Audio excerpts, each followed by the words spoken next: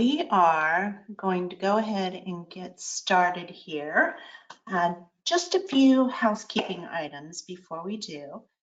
As you know, for those of you that have been attending this webinar, we will have a short Q&A afterwards.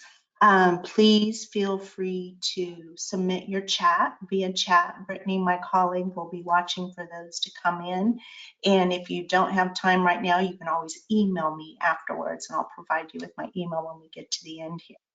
Also, be sure to check out our Williams Group Consulting YouTube content page, where you will find this webinar as well as the others in this series, plus just some great topics. So let's go ahead and get started.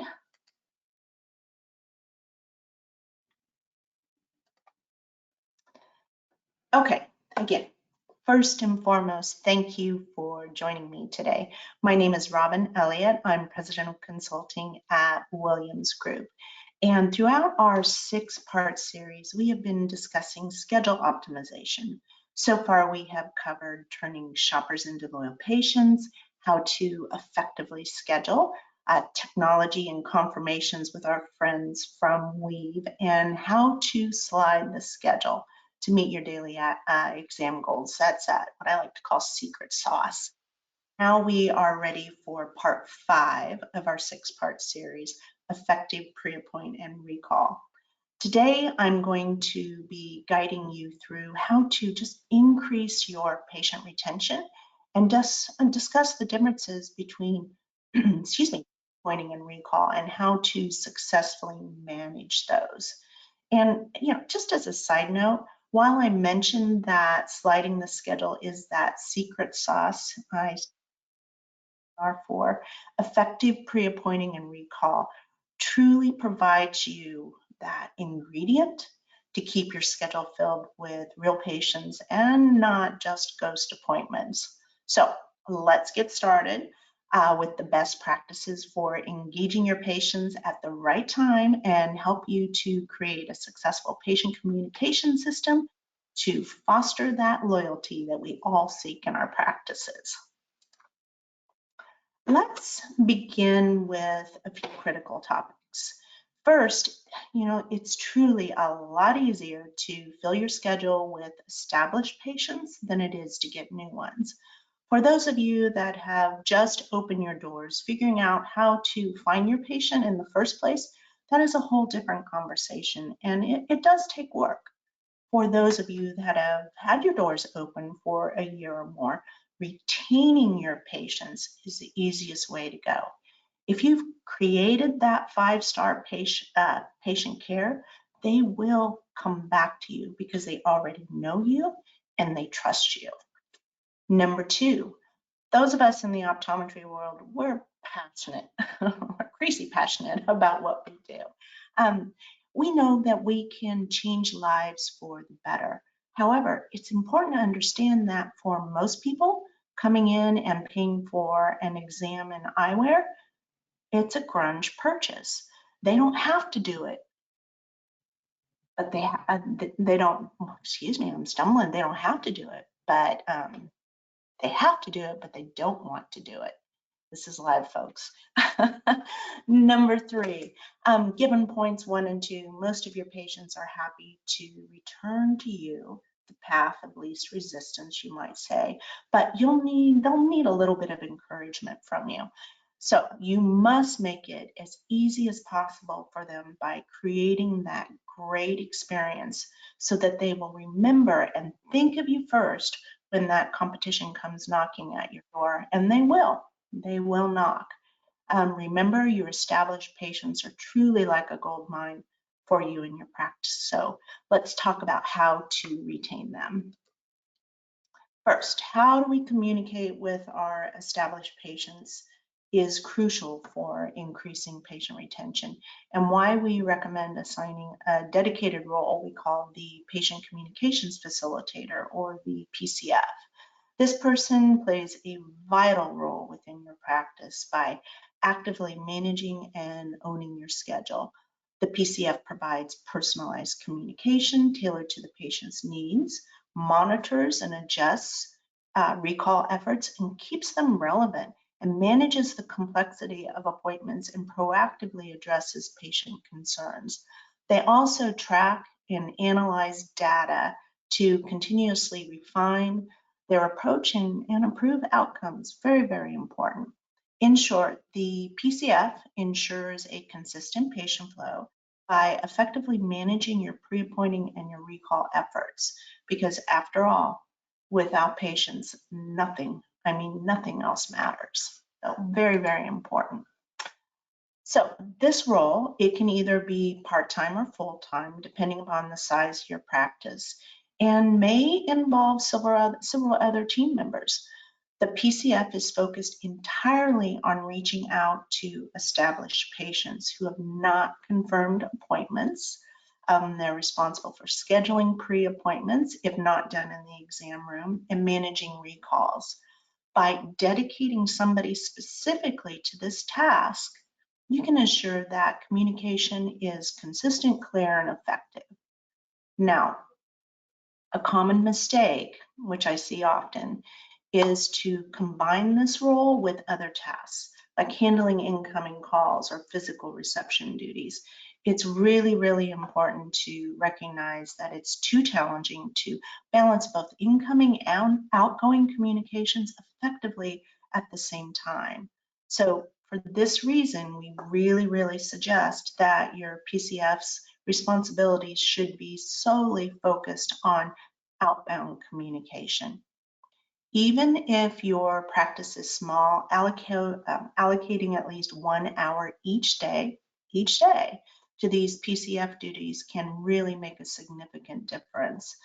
The focus helps keep the schedule full and the patient base engaged while ensuring your team can provide the best possible patient experience and service.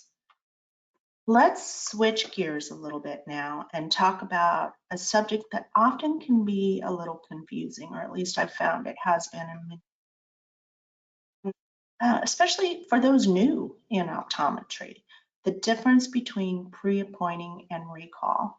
So, is there a difference? The answer is absolutely yes. So here's the easiest way that I've found to remember this. If you're pre-appointing, the patient knows that they have an appointment and they know the day and the time. If you recall, they didn't realize they were due for an appointment and you're recalling them to get them scheduled.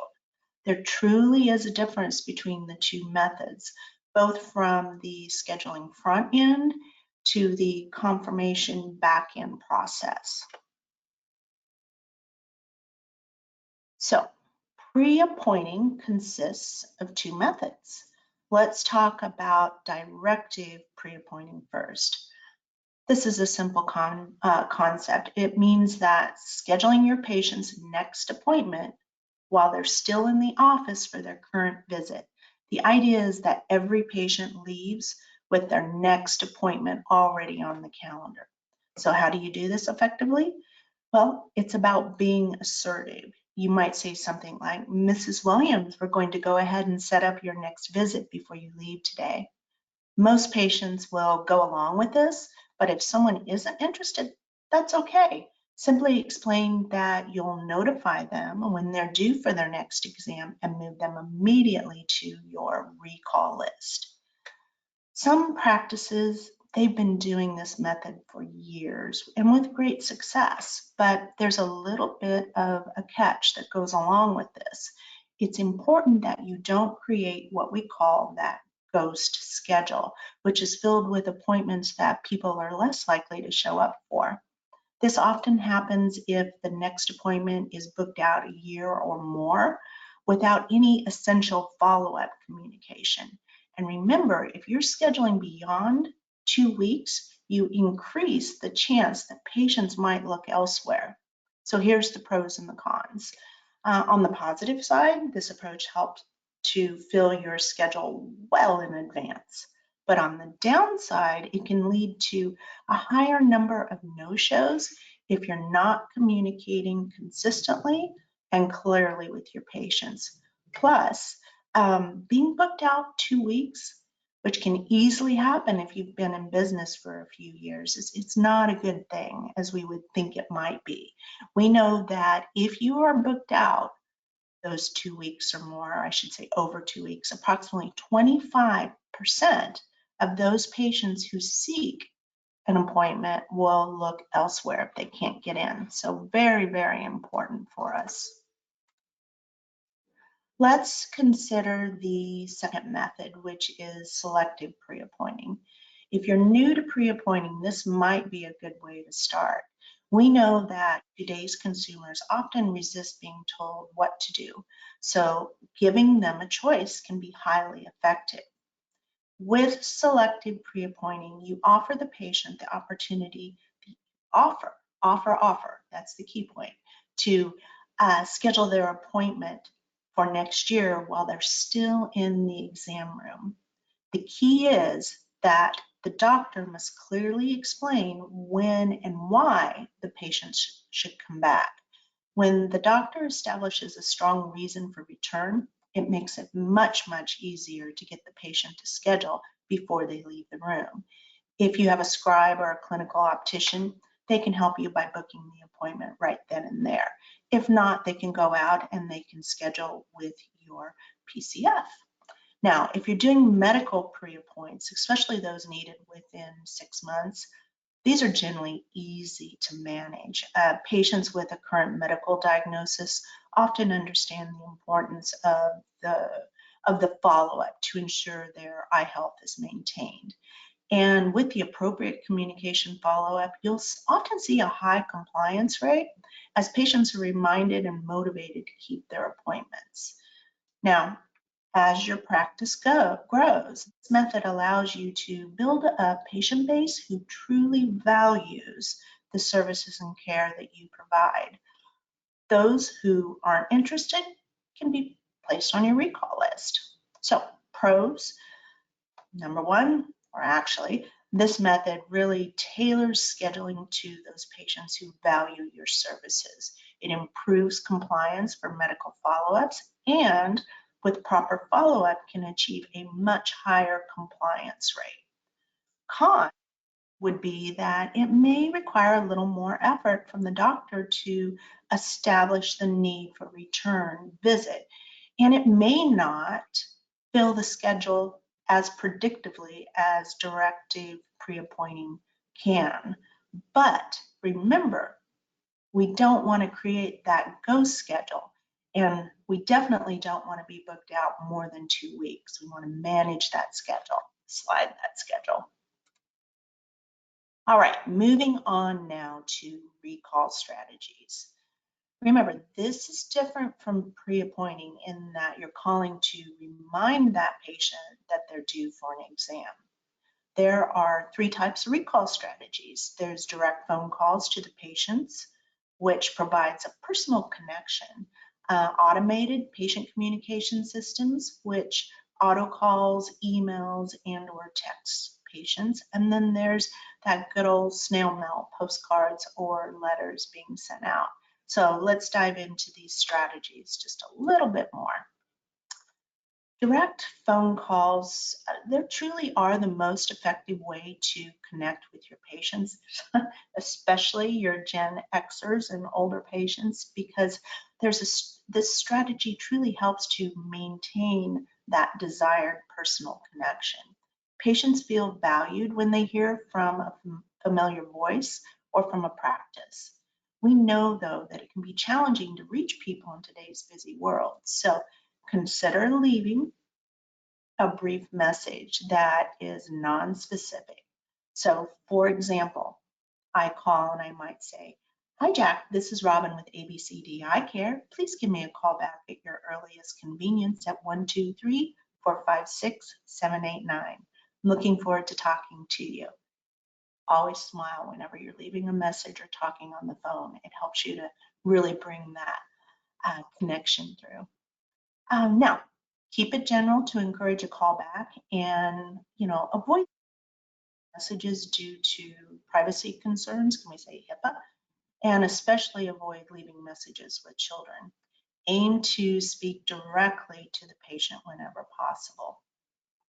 Now, there are a multitude of reasons that you can recall your patients, such as general vision exams, contact evaluations, glaucoma, and retinal evaluations. There's a multitude. What you want to do is use your practice management software to data mine these patients and create a list. Once you have this list, it's important to have a script and practice before you make these calls to feel confident and to be successful in scheduling the greatest number of exams.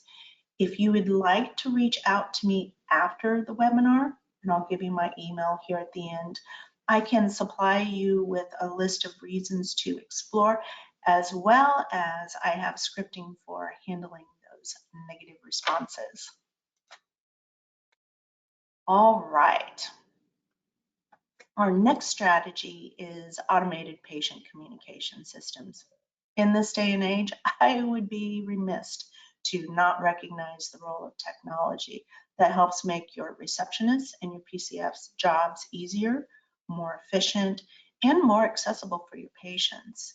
In session 3, again, we met with our friends at Weave to discuss how to integrate technology into your practice. Ultimately, technology is your friend, exclamation point. Automated communication systems interface with your practice management software to streamline patient interactions through, again, those emails, texting, phone reminders, and they complement direct recall by reaching out to those patients needing to schedule their annual eye exams. These systems are, they enhance efficiency and reduce manual errors. They provide consistent messaging, which helps to maintain a strong patient relationship. They reduce staff workload by automating routine tasks. They improve patient retention by ensuring timely follow-ups and engagement. Plus, so many other features, such as some systems offer the convenience of online scheduling. These automated systems truly allow you to send a message to your patients that you are current with the times and that you want to provide them with the best patient experience possible. I highly encourage you, if you have not, I highly encourage you actually to consider adding this technology to your practice if you don't already have. Just remember, it does not remove the human touch. We still need our PCFs, very, very important. The final recall strategy is the traditional snail mail, where we're mailing postcards and letters. While this might seem old-fashioned, there still is a place for this strategy in your practice. Some patients may opt out of the automated communication system, or their contact information might have changed. Therefore, we want to attempt to reach these patients by mail. If you choose to use postcard as your regular form of recall, consider having the patient self-address the postcard during their visit. This small step can actually increase the chances of the postcard reaching them directly. Plus, they recognize their handwriting and more likely to comply. Old-fashioned, tried and true way to do this if we're not doing direct recall, etc. Now, keep these postcards organized in a physical tickler file and aim to send them out monthly. Mark it on your calendar. Now, while this is generally the least effective recall strategy these days, again, just remember, sometimes it's still necessary for those cases when other methods won't work. Ultimately, effective recall systems combine all 3 strategies to maximize your patient retention and keep your schedule full. Direct phone calls provide that personal touch. Automated systems are efficient and provide consistent follow-ups to reduce workload.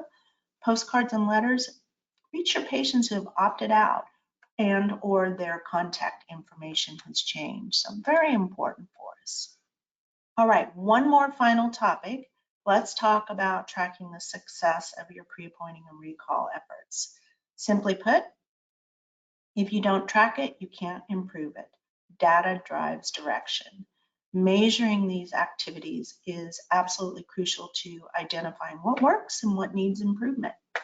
The key is, this is actually a key of the patient communications facilitator's role.